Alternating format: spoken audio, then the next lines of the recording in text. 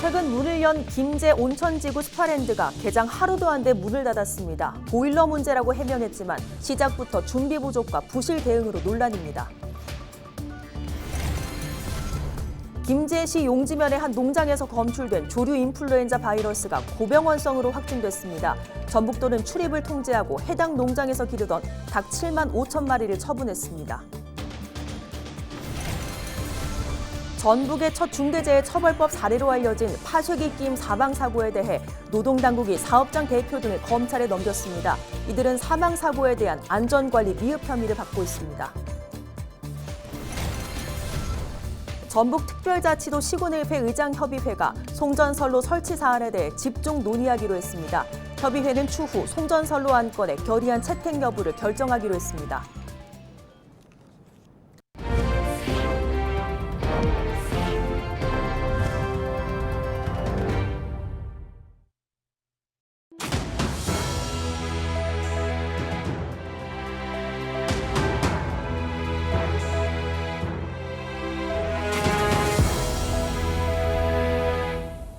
시청자 여러분 안녕하십니까? 헬로티비 뉴스입니다. 우여곡절 끝에 문을 연 김제 온천지구의 스파랜드가 개장 하루도 안 돼 문을 닫았습니다. 그 이유를 들어봤더니 보일러에 문제가 생겼다는 건데 시작부터 준비 부족과 부실 대응으로 논란입니다. 정명기 기자의 보도입니다. 김제 온천지구입니다. 며칠 전 스파랜드가 야심차게 문을 열었지만 주차장은 한산하기만 합니다. 간간히 온천욕을 즐기러 온 시민들. 그런데 어찌된 일인지 발길을 돌립니다.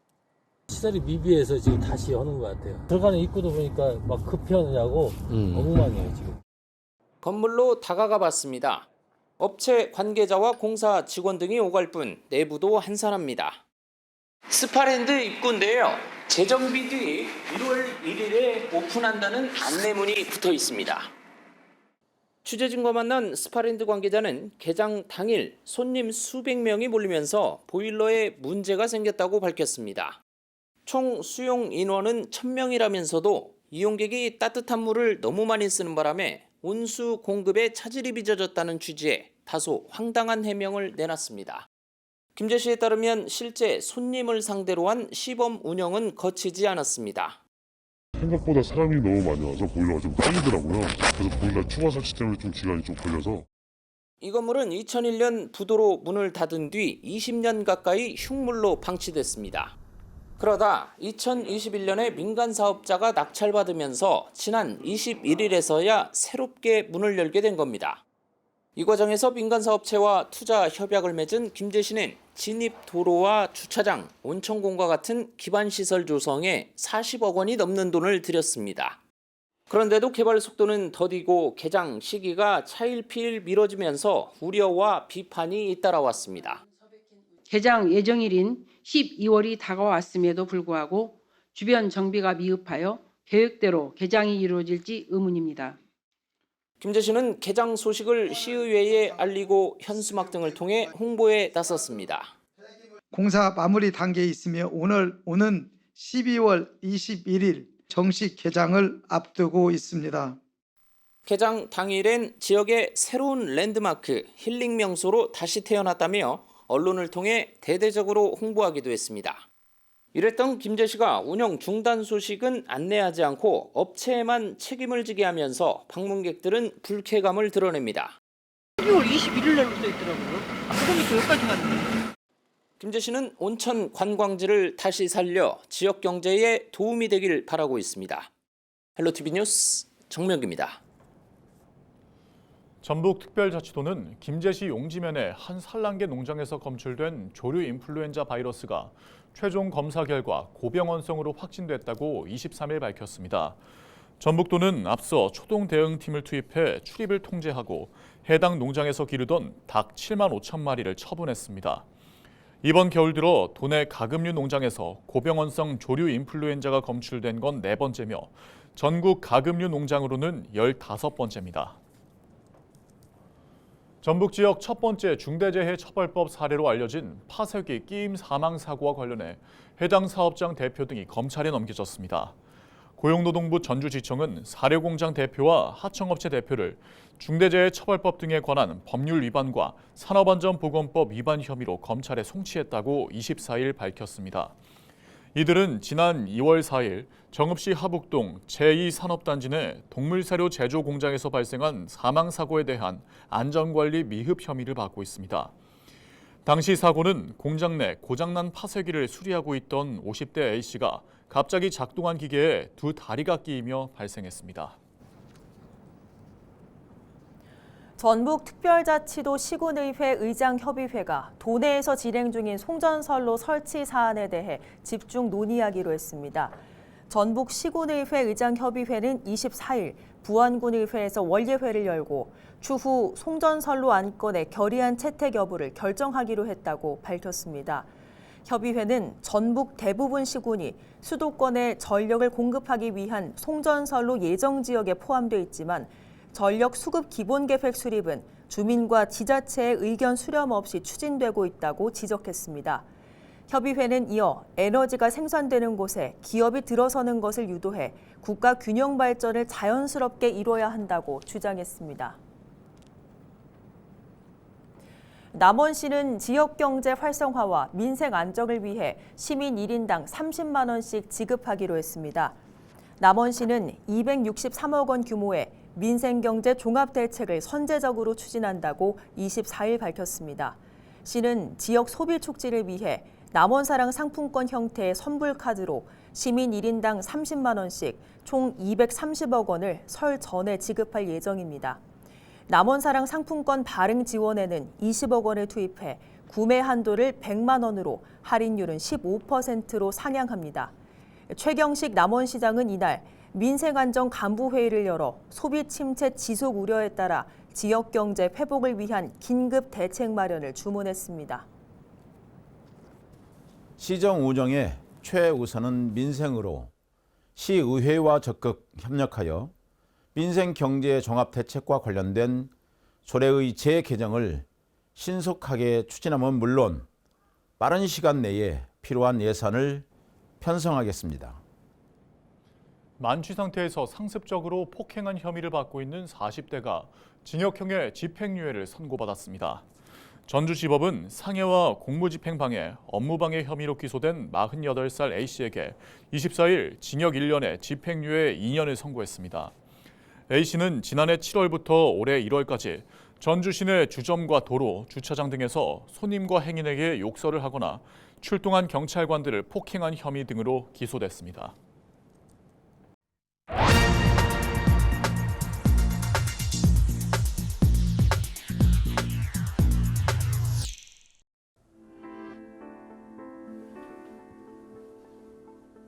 은퇴하신 분들 현재 생활비 넉넉합니까? 은퇴 후 부부가 살아가는 데 필요한 한 달 생활비 얼마면 될까요? 통계청이 가구주들을 대상으로 노후 준비 의식 조사를 해봤더니 월 336만 원은 있어야 쪼들리지 않게 살아갈 수 있다고 생각하는 것으로 나타났습니다.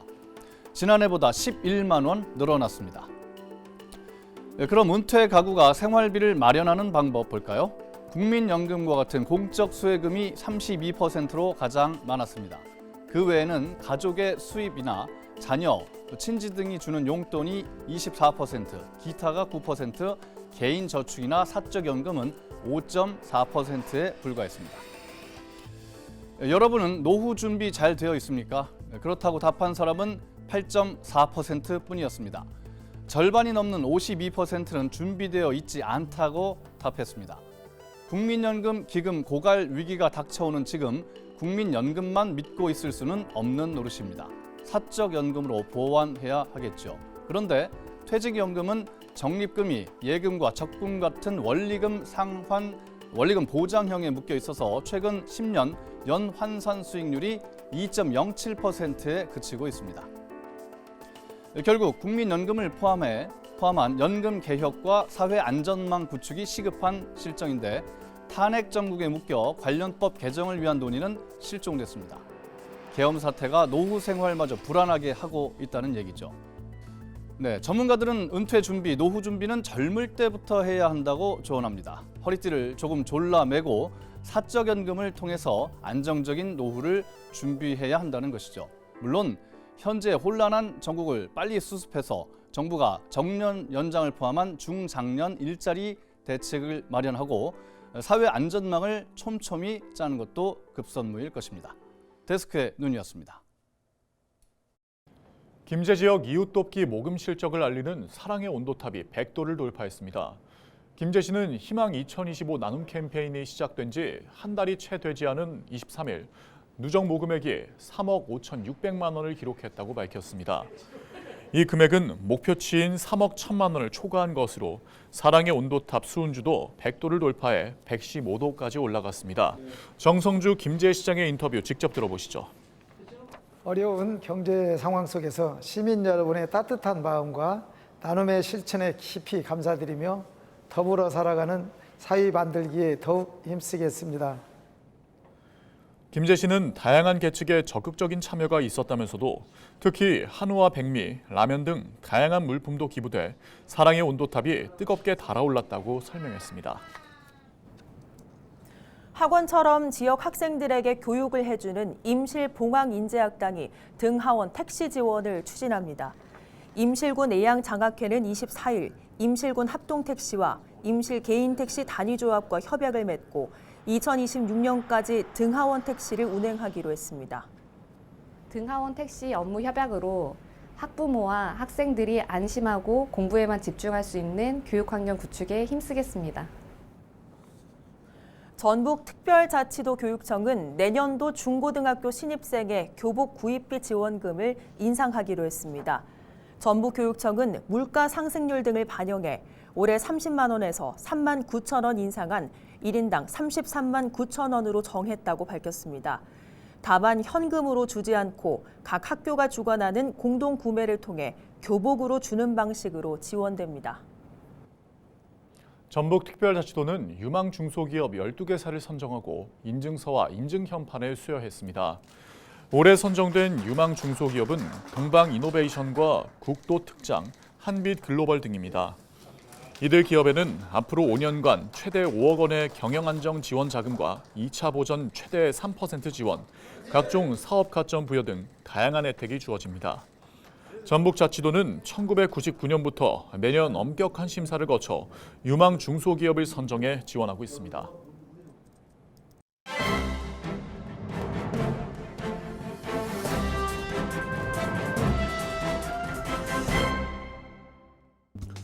신문브리핑 전북 도민일보 기사입니다. 전북 정치권이 지역 출신 한덕수 대통령 권한대행의 행보에 깊은 소가리를 하고 있다고 합니다. 전북이 지역구인 더불어민주당 A 의원은 국무총리가 안고 있는 정치적 한계는 있었지만 전북 현안을 두고 윤석열 정부와 전북도의 소통 창구 역할을 했다며 대통령 탄핵 이후 한 총리가 대통령 권한대행을 맡으면서 전북 현안들이 해결될 수 있다는 기대감도 있었던 것도 사실이라고 말했습니다. 그러나 한 권한대행이 지난 19일 양곡관리법, 국회 증언간정법 개정안 등 6개 법안에 대한 제2요구권을 행사하면서 더불어민주당이 큰 불만을 표출했다고 하는데요. 국회 농림해양위 민주당 간사인 이원택 의원과 윤준병 의원은 국무총리실 앞에서 양곡관리법 등 6개 법안 수용을 촉구하는 피켓 시위를 갖기도 했다고 신문은 전했습니다. 지금까지 신문브리핑이었습니다.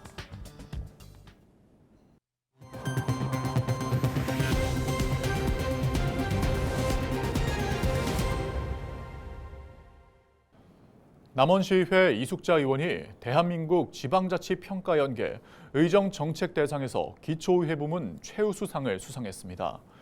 이숙자 의원은 제9대 후반기 남원시의회 경제산업위원회 부위원장으로 활동하며 행정사무감사를 통한 시정 요구와 현장 중심의 민원 해결 등 지역 현안 해결에 노력한 공로를 인정받았습니다.